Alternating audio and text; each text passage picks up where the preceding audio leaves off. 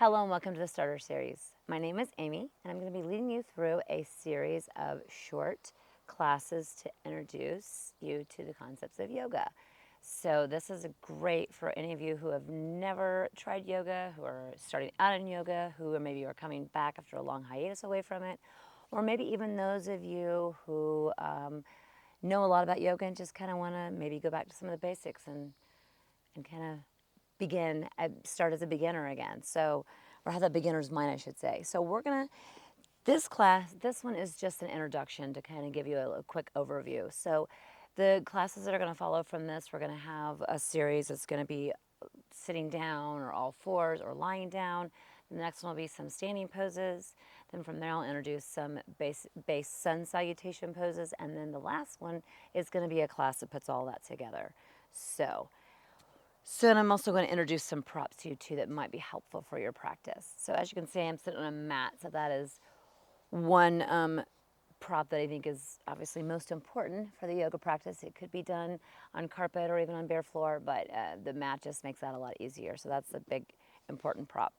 So I can't possibly talk about everything about yoga in this very short introductory video. So we're not going to do all that. But I'm going to give you a few key concepts I think are important. So first of all, I want you to start small and go easy on yourself. You know, you don't have to try to do a big, long practice. I'm keeping these short on purpose to give you that, introduce you to a few things. Also keep in mind there are lots of yoga poses, and that can be very daunting for someone starting out with a yoga practice. That might seem, how will I ever learn all those poses? And you don't need to know all the poses right away. We're going to give, in this starter series, I'm going to give you some of the base poses that you're going to see over and over throughout a lot of my classes and throughout a lot of other yoga classes. Then you'll also see other poses added on and layered onto those. Some of them are variations of some of the base poses we'll do over the course of the series.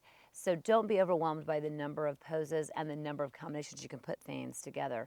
It's one of the nice things about yoga is it's hard to get bored with it because there's always a new way of doing things, or adding a new pose, or learning a new pose, or putting them together in different ways. So that's what I like about yoga. It's very hard for me. I don't get bored with it. I've been doing this practice for over 12 years now, almost 15 probably by now, and I've not been bored with it even to this day. So that is that. And again, don't worry about having big, huge time commitments. If you really are wanting to start a yoga practice, start with 10 or 15 minutes a day. That's a great place to start, and you can always work up from there. And most of the classes I have on this YouTube channel are 10, 15, maybe up to the 20-minute range. I don't do a lot of longer classes on here for that very purpose. It can be overwhelming sometimes. So there's that. Let's see. Go slow and listen to your body. So your body's going to really cue you into things. You're going to want to listen to, do you feel a sensation in a pose? That's fine, but do you feel pain? Then you need to back out of it. Now you want to go to your edge and you want to have some challenge, but you also need to listen to your body for that day. So you might be able to do a pose one day, and the next day or another day, you're not able to do that pose. Listen to what your body is telling you, and that's okay. You just need to modify for that day, and we're going to go over that with some props here in a moment. Another thing to keep in mind, your breath is a really important part of the yoga practice. It's what sets it apart from most other movement practices. And body awareness is also a huge part of the yoga practice. So again, listening to your body. As a yoga teacher, I'm going to guide you through the classes, but you have to overall be your own teacher and listen to what your body is saying, because I can't feel what your body is feeling. Also, keep in mind that it is an individual process. It's not a competition. You know, you might see some other people doing yoga poses that are like, man, I want to be able to do that pose. And you don't know what has led them to that, you know, what their body type is, how flexible they are, how many years they've been practicing, what they've done to work up to that pose. So when you see these really complicated poses and think, how I want to do that, you've got to work to get to there. And you may get there and you may not. There's poses that I can't do. I've been doing yoga for, like I said, almost 15 years. And there are just certain poses that it doesn't work for my body. And that's okay. Let's see if I've got anything else I want to go over here. I think that is the gist of the intro there. Now I want to introduce some props. And I also like to call them tools, because a lot of times when you hear the word props, it turns people off. Like, oh, I don't want to be using a prop. That means I'm And that's not the case. These yoga tools, as I'll refer to for the rest of the video, are just that. They are tools, and they are very helpful. And I use almost all of these, not every time I practice, but in some practice I do in some of them. So first of all, it's really helpful to have either a pillow, a blanket, a cushion, a towel, something to sit up on, something to bring your seat up. And we'll go over this in later classes. But especially if you're first starting out, or even if you're not just starting out, if you've got tight anything, this can just really help bring you up a bit. And so then you're able to come into pose, especially forward folds, easier. So a pillow, blanket, cushion, towel, anything like that is a great yoga pose prop tool. I meant to say tool, yoga tool. So have that handy. You don't have to bring these to all the classes, but these are handy. An eye covering, this is nice for the very end of class. This could also be a washcloth, a t-shirt, it could be anything. But it's nice to be able to cover your eyes at the end of class. And we will discuss that ending pose in the next class.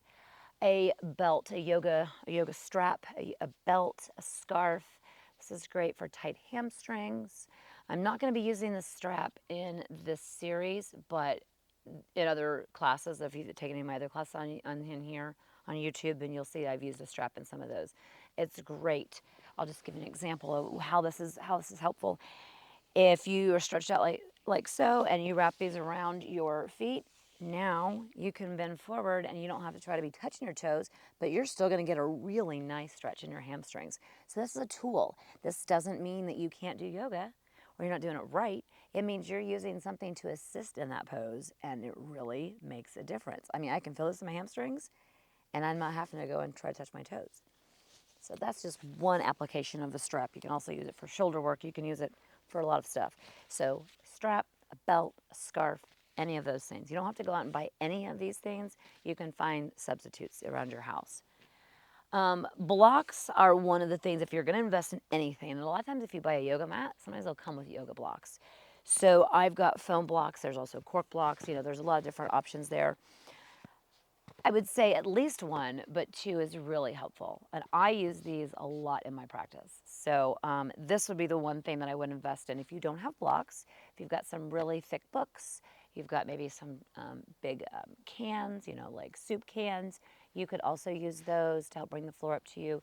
There are some poses that we do in yoga that you actually use these to lie over, but we won't be doing those in the starter series. So the blocks are really going to be more to assist to bring the floor up. So as an example, if we're doing a lunge, the blocks just bring that floor up for you. So you don't have to have your hands all the way on the ground, and then you might have a harder time. The blocks are great for that. Or when we're straightening out the leg. I mean, I still use this in this kind of pose. So it's such a great tool to have. So if this is something you think that you're really going to be interested in doing, and I hope that you do, because yoga is so great, it has so many great benefits, yoga blocks would be the thing that I would invest in. And you don't have to spend a lot of money on these, but if you can pick yourself up some of these, they are fantastic. And as you can see, they do come in three, you can set them at 3 levels. So you have the lowest setting, this is your medium setting, and then you have the highest setting. So you have options even there too. So these are really nice to have. There are other props you can use in a yoga practice, such as bolsters, which is just like a really nice firm pillow. You could also use a pillow or a cushion in that case. Some people use myofascial release balls. I mean, there's a lot of different things you can use for the purpose of the starter series and for the purposes of most of my classes on YouTube as of now. This is the kind of props that we would mostly be using. So those are just great to have handy somewhere nearby for your yoga practice. So I welcome you to this journey, whether you are a brand new practitioner, whether you've been practicing for years, whether you're returning, whatever stage you're in, I hope that you find this series helpful in starting a yoga practice. And until the next class, thank you for joining.